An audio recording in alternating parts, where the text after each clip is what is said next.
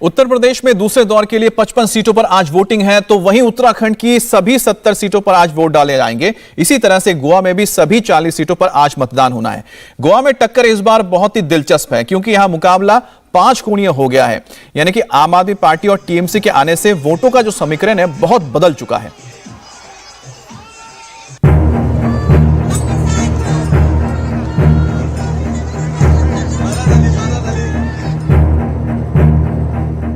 गोवा में भी वोटिंग की पूरी तैयारी हो गई है। विधानसभा की सभी 40 सीटों पर वोट डाले जाएंगे। यहाँ वैसे तो मुख्य मुकाबला कांग्रेस और सत्ताधारी बीजेपी के बीच ही है, लेकिन चुनाव मैदान में आम आदमी पार्टी, तृणमूल कांग्रेस, एनसीपी और शिवसेना भी है। एनसीपी और शिवसेना ने महाराष्ट्र की तर्ज पर गोवा में भी कांग्रेस के साथ महागठबंधन बनाने की कोशिश की थी, मगर नाकाम रही। ऐसे में मुकाबला 4 बल्कि 5 कोणीय हो गया है।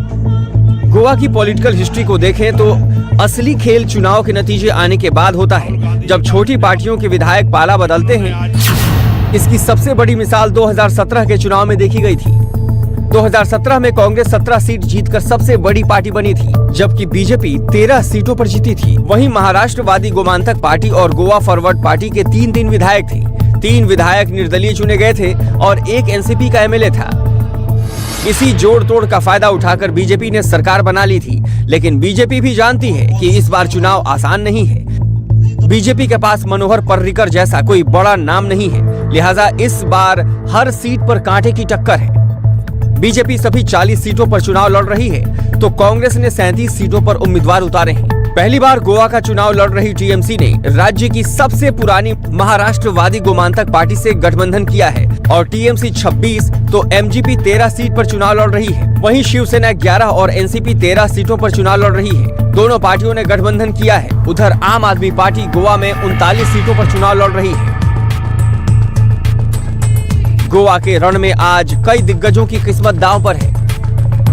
बीजेपी के सीएम और संकवेलिम सीट से उम्मीदवार प्रमोद सावंत हैं। पणजी सीट से बीजेपी उम्मीदवार अतानासियो पर सबकी नजर है। मनोहर पर्रिकर के बेटे उत्पल पर्रिकर भी मैदान में हैं। वो निर्दलीय उम्मीदवार के तौर पर चुनाव मैदान में हैं। गोवा के डिप्टी सीएम मनोहर अजगांवकर और गोवा के पूर्व सीएम और कांग्रेस उम्मीदवार दिगंबर कामत के भी भाग्य का फैसला आज होगा। सत्ताधारी बीजेपी मुख्यमंत्री प्रमोद सावंत की अगुवाई में मैदान में है। प्रमोद सावंत को सूबे की कमान मनोहर पर्रिकर के गुजर जाने के बाद मिली थी। सावंत ने 3 साल में गोवा की सियासत में अलग जगह बनाई है। हालांकि गोवा जिस तरह की राजनीति के लिए बदनाम है, उसमें सरकार बनाने का फैसला जनता से ज्यादा नेताओं के हाथ में होता है, तो इसके लिए 10 मार्च तक का इंतजार करना पड़ सकता है। इंडिया टीवी हर वक्त हर जगह डाउनलोड करने के लिए सर्च करें India TV news Google play store या ऐप स्टोर पर।